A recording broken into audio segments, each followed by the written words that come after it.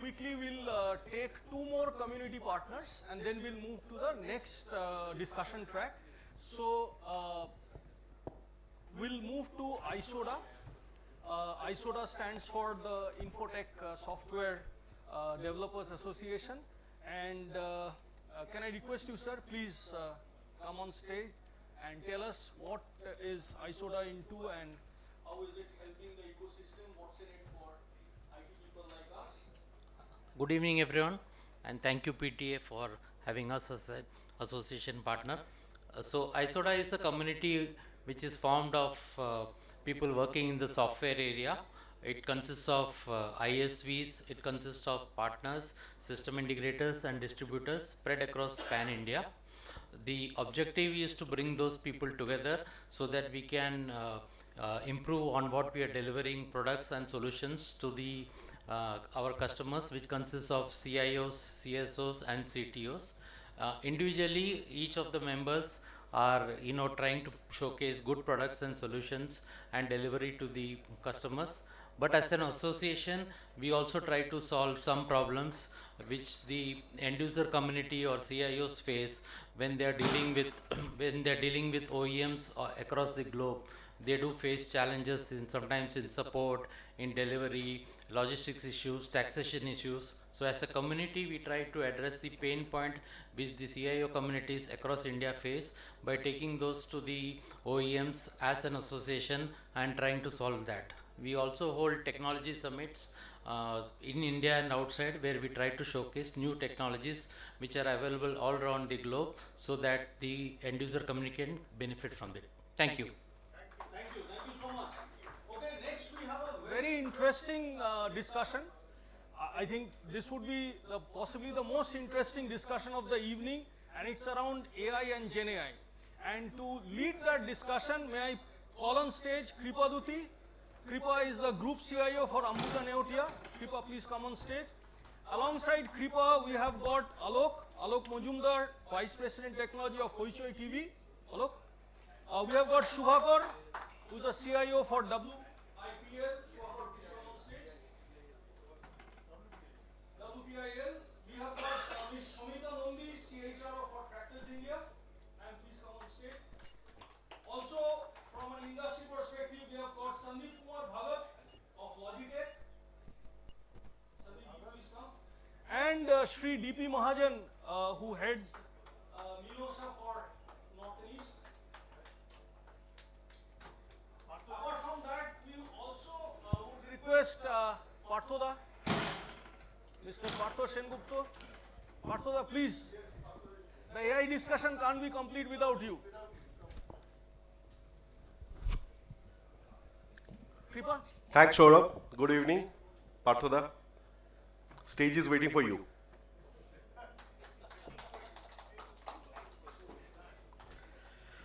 Good evening, everybody. So we are here to discuss about human and AI, whether it's a collaboration, whether it's a conflict. The nomenclature itself, wherever we showed the publications, it is human cross AI. It means a cross product, which means the output will be a vector. So vector crosses vector, outputs a vector, it means a collaboration. So that's already established. Now, before we start the AI or human collaborations, let us understand what exactly Oxford says about intelligence, because I had attended many of the AI forum and I have being a speaker, I spoke, but unfortunately I never get into the intelligence by their own definition what Oxford says. So intelligence defines itself as the ability to learn or understand or to deal with new or trying solutions using skill of reasoning gathered from past experience. So underline the word past experience. It means it's a learned behavior. That's one. Next, we get into what is artificial intelligence now says. It says that it's if a machine can deliver the ability to learn from past data. Now experience convert to the data and uses its operational intelligence to the new challenges and situations, then it's called artificial intelligence. So the parallel, what are the parallel between this human intelligence and the artificial intelligence is all about both are getting gathered from the past experience or learned behavior. And what is missing in AI rather than the human. It is all about human has the sensory organs from where it takes the experiences. So human learns experience from the nature by sensory organs, whereas computers or a machine has to be learned by some of the way, some of the technology. That's the difference. Now on this particular context, so we understood what is human intelligence, how it can be learned, and what is now we are comparing, now in this era of AI, we are comparing a young guy of 6 years old, like they have just started talking to their native languages, be it Bengali, be it Hindi, or be it English, and with a comparison with delivering the same output as an adult, because we are comparing whether human intelligence can be replaced by AI. It means we are trying to replace a 4-year, 5-year, 6-year-old boys or girls with a experienced campaigner of 18 plus years. So that's where we have to carve it out. Now with that context, I'm sharing the first question. Before you start, I think, so before you start, please introduce yourself, and then you share the response to the question. Now to whosoever want to take, so starting from this side, Mr. Mahajan. So what you think the role of AI enhancing the human work? This is the first question. And second, in the same context, can AI system be trusted for the critical decision making? Good evening. Am I audible? Yeah. So first of all, thank you everyone, and thank you PTA for including us into this session. I think I'm an outsider on this topic, but I'll try whatever as a layman's language I understand about AI. That's only required because, as I said, it is a 6-year-old boy speaking on AI. Yeah. So typically in RICO, I think we also build a lot of technology around, and it is for image capture, or it is for or printing devices. But typically for human use, I think AI is the future, because here we are talking about digital brain power. We are not talking about human brain power. So digital brain power comes from data-driven decisions, data-driven facts, and patterns, or let's say data-driven factors which will enable an organization to take decisions, or enable any function to take any decision. Now what happens is, as earlier you mentioned in your introduction, that the behavior becomes data, or the past trends become a data, and you can repeatedly take cognizance of that data to make any decision. Normally, in a case study of Harvard Business School also, it has been stated that a wrong decision without data, a wrong decision by a function head, can make a loss to the organization to the tune of 3% of its turnover or 10% of its profitability. Now, here you can understand the basic importance of data-driven decisions, and I think AI is the best tool to provide all that to make a decision. So, in future, probably every organization or every function will have to look at AI-based tools, AI-based analysis to make any decisions, and that will sustain in future. Thank you. So, next questions to Mr. Bhagat. So, as I said, continuation to the first question, can AI system be trusted for critical decision making roles based on data?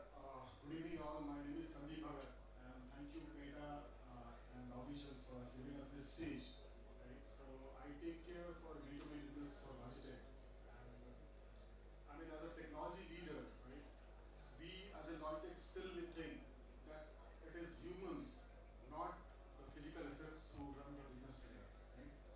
Tools like AI facilitate you to increase your productivity. Right? Yes, of course, it gives you analyticals, lots of data, lots of data. And if I talk about more about AI, right? So it is not limited to the data today, but everywhere, whatever you think, AI is involved, and that is the future. Right? So we must agree that the productivity of a human race increasing day by day. In fact, we used to work for 8 hours, maybe 3 years back. The same job we are doing within 2 hours now.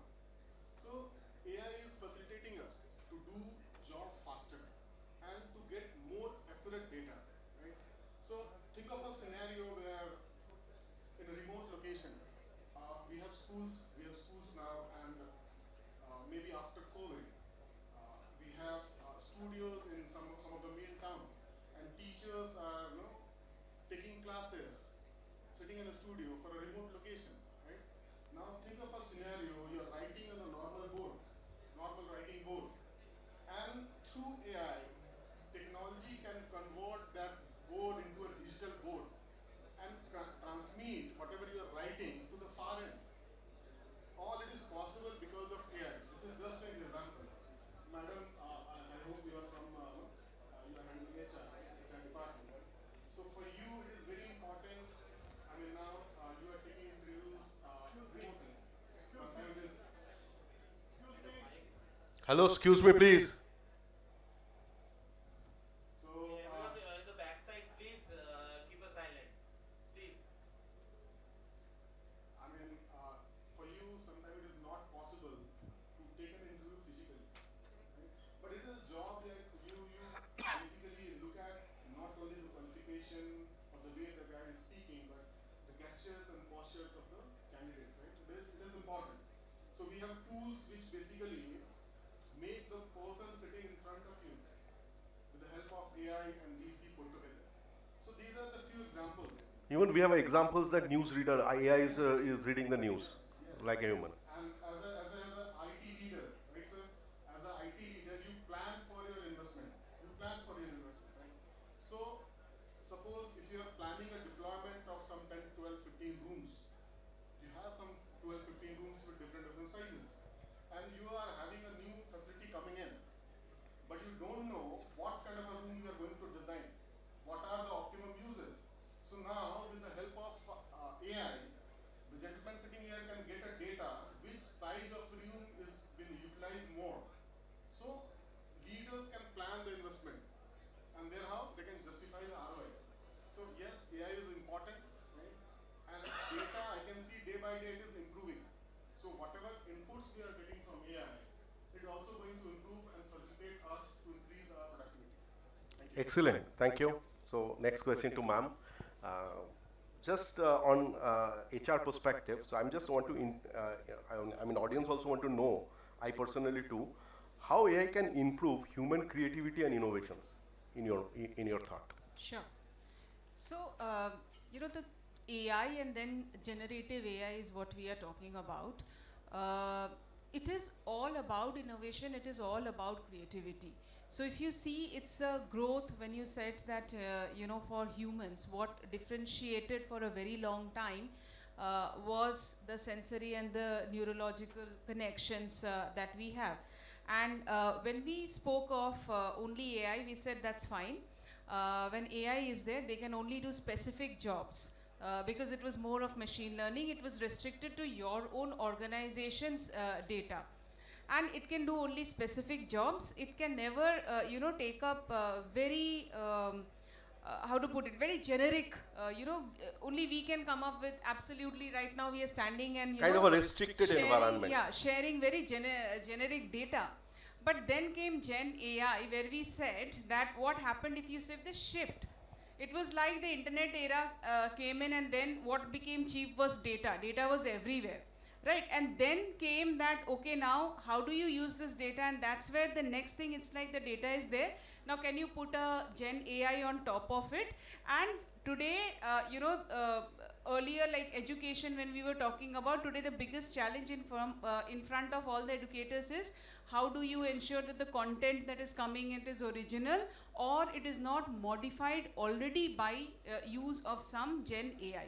Now how to look at it is like, do they need to be, completely different or separate from each other?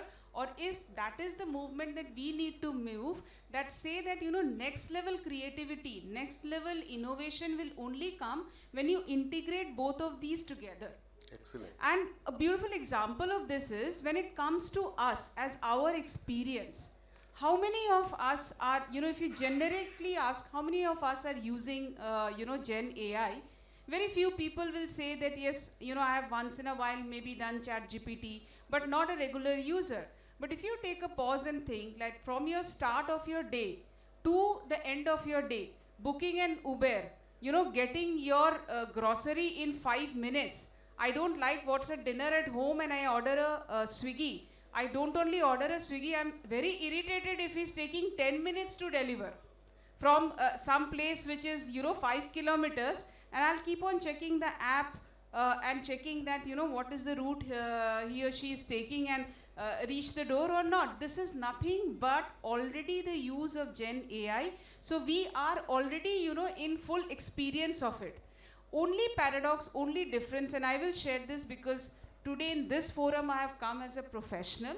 So I will share this, that when it comes to organizations, we are still incremental. We are not making that breakthrough difference of saying that what is it that we can make the experience completely different when it comes to our customers, when it comes to our supply chain, when it comes to our marketing. And the organizations who have thought of this, who have made the journey, are the ones who are going to benefit. So what I always look at it is not that, you know, will AI take away jobs of human? No, it is human with AI which will replace humans with non-AI. You cannot escape it, let's accept it, and that's where develop the digital mindset and adopt to the change. Excellent, thank you. Just on a lighter note, hearing increment or incremental from a HR lady or HR professional is encouraging for me. So these are some words which my AI catches. So Shubhagata, now moving to you. So just introduce yourself and just let me know. Now it is a value based. So I'm just asking how businesses can ensure ethical use of AI. Because AI, we are all know it is a weapon. So it can be used for better, it can be used for doing nonsense as well. So just to respond, how organization can ensure the ethical use of AI. Good evening, ladies and gentlemen. I am Shubhakar Rudro, CIO of WPL. Thank you. Well, there are multiple areas, but what I personally feel that customer experience is a definite area of, definite transformative area could be, right? Like using AI. By using AI, using your hyper personalization, like absolutely, right? Analyzing the data, you deliver a customized, you know, recommendations, right? And contents to the customer. That becomes a delight in a customer journey. Absolutely.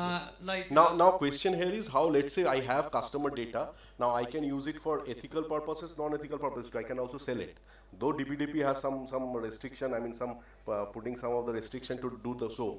But my questions to you, how a business house which runs by individuals can ensure the ethical use of AI? Bit difficult questions, but still.